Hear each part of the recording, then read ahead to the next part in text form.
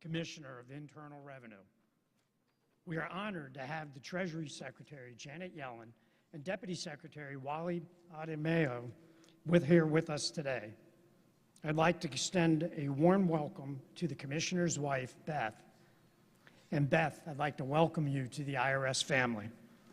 I also want to recognize and welcome former IRS Commissioners John Koskinen, Douglas Schuman, Mark Everson, Charles Rosati, and Fred Goldberg, along with the President of NTEU, Tony Reardon, and other distinguished guests from the administration, Treasury, OMB, and other organizations.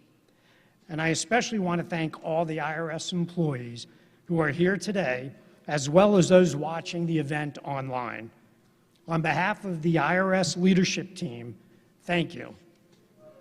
Please rise for the presentation of colors and remain standing for the singing of the national anthem.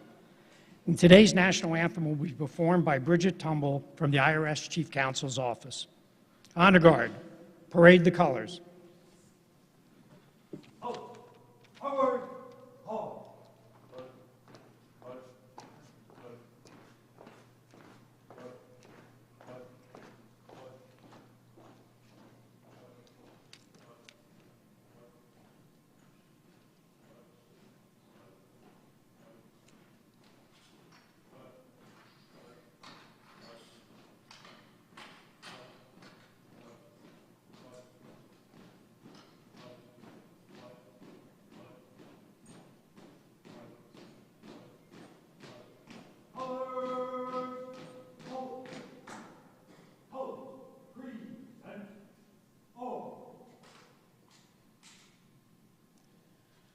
Oh, say, can you see by the dawn's early light what so proudly we hailed at the twilight's last gleaming, whose broad stripes and bright stars through the perilous fight o'er the ramparts we watched were so gallantly streaming, and the rocket's red glare, the bombs bursting in air, gave proof through the night that our flag was still there. Oh, say, does that star-spangled banner yet wave o'er the land of the free and the home of the brave? Hold, right shoulder forward. Hold, hold.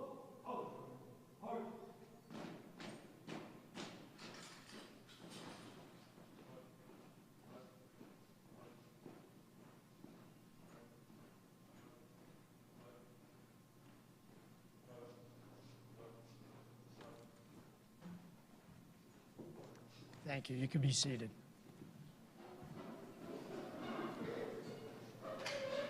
Please welcome Deputy Commissioner for Services and Enforcement, Doug O'Donnell.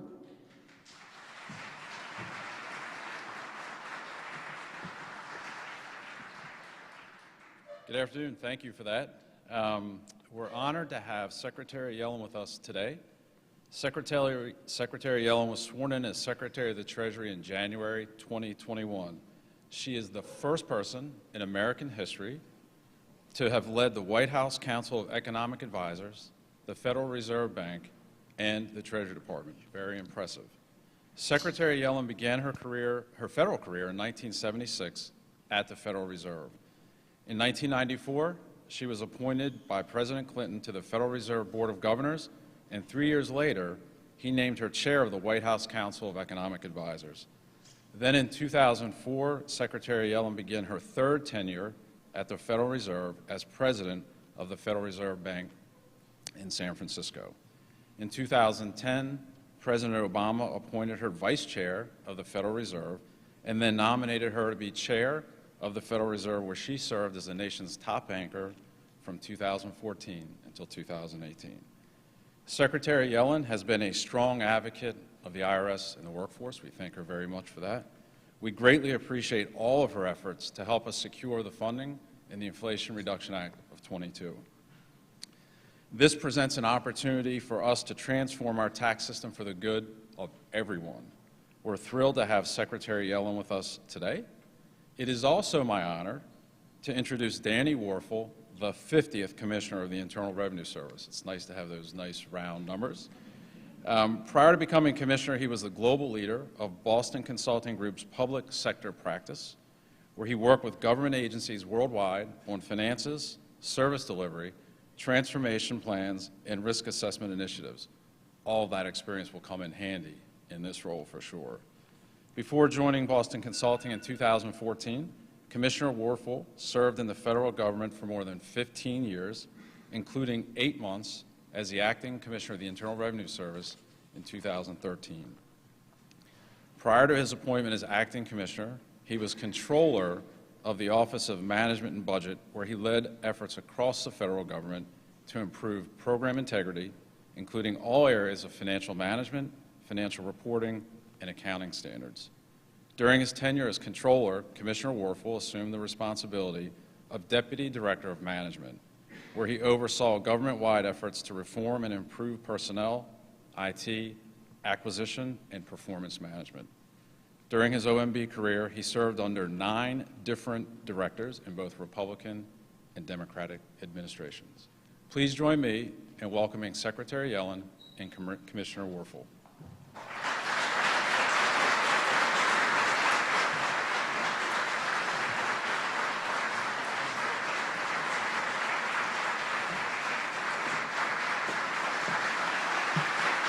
Thank you. Thank you so much. Thank you. Thank you. Thank you so much. Thank you all very much for having me at the IRS today. I'm thrilled to be here with you to swear in our new Commissioner of the IRS, Danny Werfel. I'd also like to acknowledge all of the former commissioners who are here today. As everyone in this room knows, Danny will lead the IRS through an important transition. For decades, the IRS has suffered from chronic underinvestment. But last summer, the President secured funding in the Inflation Reduction Act that will transform the IRS into a modern 21st century agency. I know that this is a transformation that all of you, the employees of the IRS, have long been waiting for. But this is no small task. Realizing the promise of this investment requires concerted leadership and a strong team. Before I speak about Danny himself, let me outline the 2 major priorities that he will be focused on: dramatically improving taxpayer service and ensuring that large corporations and the wealthy pay the taxes they owe. Let me begin with our effort to provide world-class service to American taxpayers. For years, severe underfunding of the IRS meant that it could not deliver the type of service that taxpayers needed. IRS employees will be the first to tell you that too many calls went unanswered and too many taxpayers went without support. The IRS remained a primarily paper-based agency, one where employees still opened and in certain cases transcribed paper returns digit by digit. So I come to you today with good news. Thanks to the dedication of IRS employees, we've made significant strides in the short 8 months since the passage of the Inflation Reduction Act. To start, the IRS has hired 5,000 new customer service staff and improved automated phone and chat features. Taxpayers can now receive refunds directly into their bank account for items like the 1040X amended returns. They can fill out certain forms online rather than on paper, and they can respond to numerous notices on irs.gov rather than through the mail. The agency is now consistently achieving a level of service with live assistance between 80 and 90%, and that is a dramatic improvement compared to around 15% during the previous filing season. And as of January, the IRS had worked through more inventory in the previous 12 months than during any one-year period in history. Of course, we still have more work to do. We must invest in technology that unlocks increased productivity for IRS employees, improves automated services for taxpayers, and digitizes many processes that for too long have been handled on paper. Importantly, these technological improvements will not just speed up processes, they will help taxpayers identify and avoid errors before they file their returns. We also need to meet taxpayers where they are. That's why we have taken steps to reopen and fully staff taxpayer assistance centers across the country.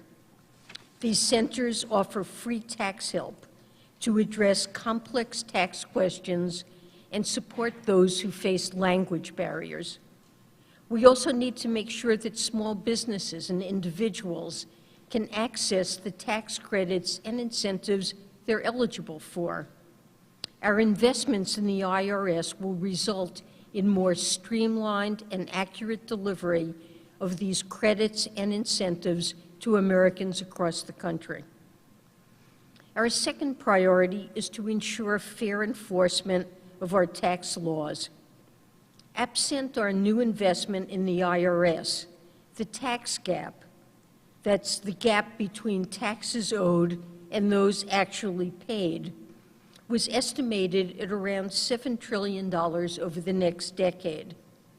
Much of this was because the IRS lacked the resources to effectively audit wealthy taxpayers and complex businesses.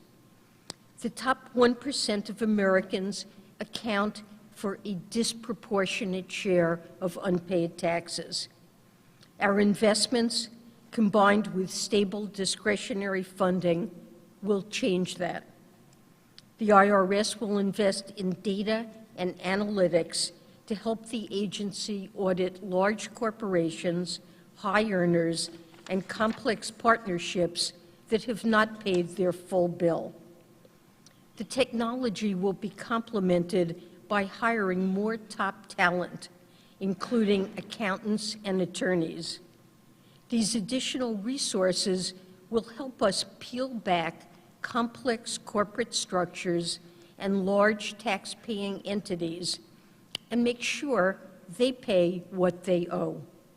As I've said before, I've directed that these resources will not be used to increase the audit rate for small businesses and households making under $400,000 a year relative to historical levels.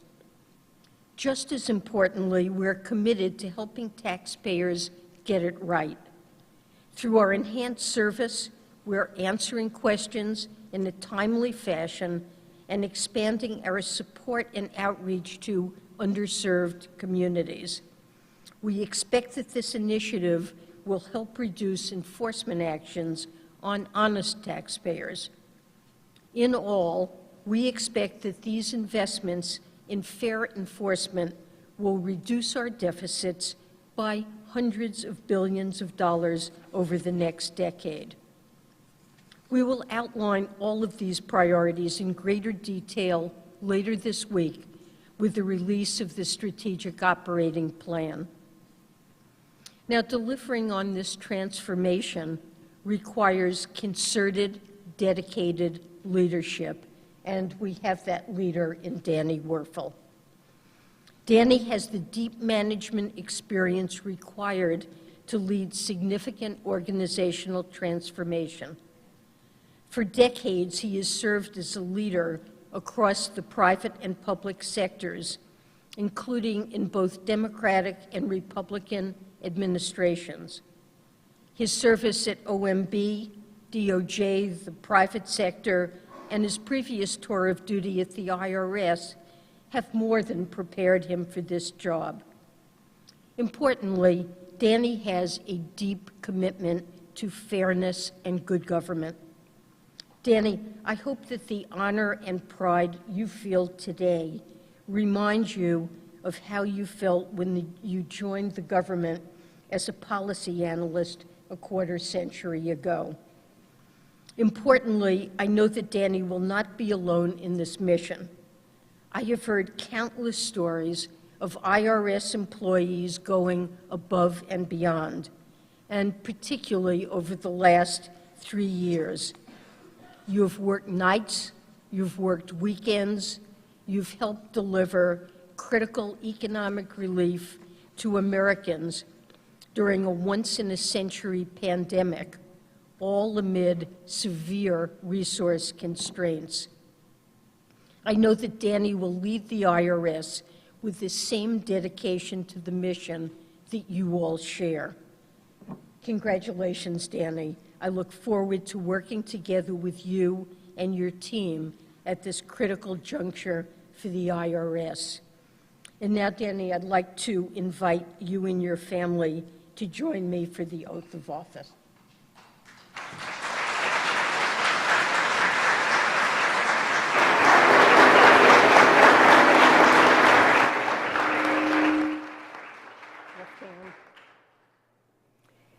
So, I, Danny Werfel, do solemnly swear I, Danny Werfel, do solemnly swear that I will support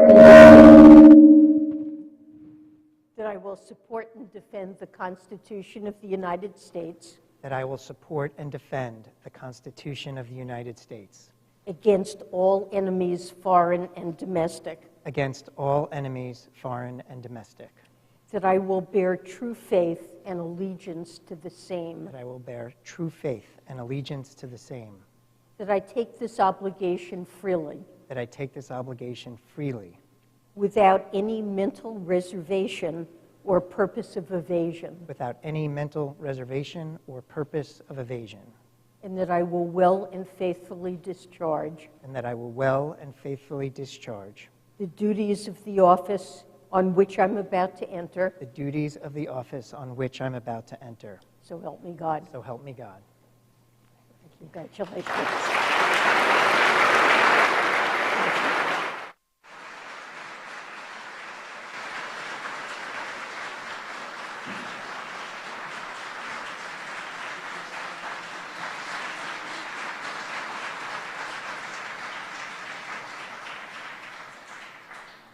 Thank you. I'd like to begin by thanking Treasury Secretary Janet Yellen for being here today and administering the oath. I want to say a special thank you to my wife, Beth, who is here and always by my side through it all. There are a number of other people I'd like to thank for attending, including NTEU President Tony Reardon.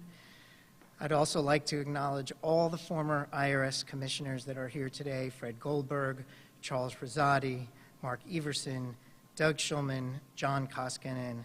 Please thank them for their service.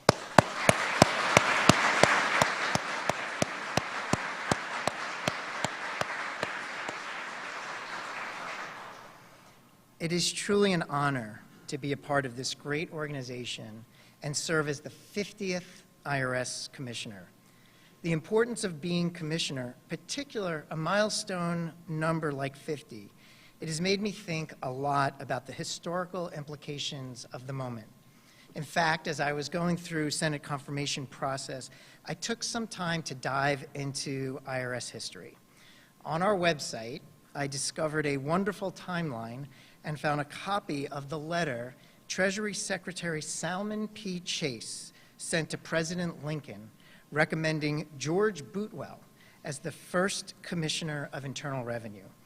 Commissioner Boutwell's mission was to stand up a new organization and collect the taxes that would be necessary to help save the Union.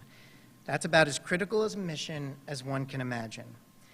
Examining that thread of history made me reflect on how important this agency has been to the nation for over 161 years and continues to be.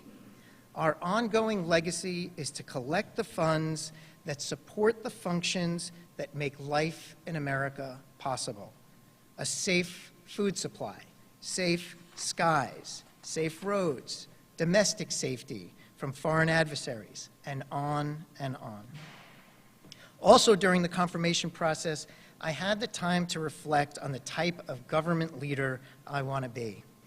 What I have learned from my years of government service is that the path to success in any government organization is through its workforce. Leaders that come in with a belief that they have all the answers and do not engage and listen to the people who have been there doing the work are bound to fail. Leaders, instead, who respect, engage, listen, and embrace the input and perspective of the workforce at every level are far more likely to succeed. I have seen from afar and up close what this workforce is about. They know what we do well, what we can be better at, and have insights into how to move to the next level of performance. Of course, opinions and perspectives across our workforce on the best path ahead are diverse, but there is a critically important common denominator, a common true north, and that is a deep belief in the importance of effectively serving taxpayer needs, ensuring fairness in tax administration, and protecting taxpayer rights in everything we do. My commitment as our new leader is to build trust with you, communicate by both listening to input and regularly sharing updates, to own and shoulder our mistakes and setbacks, and to make sure the workforce rightfully receives the credit for our accomplishments. We have a great deal of work ahead of us to ensure a more modern and higher performing IRS that provides world-class service to taxpayers. Over the past few years, I have watched from afar how the IRS workforce navigated the challenges of underfunding and understaffing while still maintaining the tax system and providing critical economic assistance during the pandemic. I have been impressed, but not surprised, by the way IRS employees have always risen to the occasion and delivered for taxpayers with limited resources available. Now, with new resources provided by the Inflation Reduction Act, I'm excited to see the great things IRS employees can accomplish to help our nation. So while Commissioner Boutwell embarked on the first chapter, our launch, we now stand 16 decades later at the start of our new and vital chapter. The enactment of the Inflation Reduction Act provides an opportunity to envision and realize the future of federal tax administration. Later this week, we will be issuing our strategic operating plan for the Inflation Reduction Act. The plan is rich in detail, but when you cut through the many pages of objectives, initiatives, projects, and milestones, you find a bottom line of real-world improvements for every taxpayer, every tax professional, and every IRS employee. What will the plan mean for taxpayers? In the short and long term, here are just a few things the IRS will accomplish. An end to long wait times on the phone, regardless of the time of year. So calling the IRS will no longer frustrate taxpayers and tax professionals. More service locations and more IRS staff to provide in-person help that has been sorely missing for many years in so many parts of the nation. More digital tools to help people get the service and the information they need. For example, this will mean a more detailed version of refund tracking so people have a clearer view of when and where their refunds are in the processing pipeline. More digital scanning to speed processing of paper returns we receive. This will reduce errors and speed refunds for paper filers. And an expanded online account, so taxpayers and tax professionals have a clearer view of their tax information and easier ways to address issues with their tax return. For example, taxpayers will be able to respond to IRS issues instantly by electronic means, avoiding weeks of mailings and paper processing. For many, letters from the IRS in the mail could be a thing of the past. Add these all up, and the new IRS will make a very complex tax system much easier for people. It will be easier for them to file and understand their tax obligations. This will make it easier for people to claim the vital credits they are entitled to, something millions of people can overlook each year by, for example, missing out on the Earned Income Tax Credit and other vital credits. So not only will our work help provide bigger and faster refunds for many, but these changes will also help people get it right the first time, avoiding follow-up contacts from the IRS and reducing the need for potential audits. Now, what will the plan mean for our future efforts to ensure compliance with tax laws?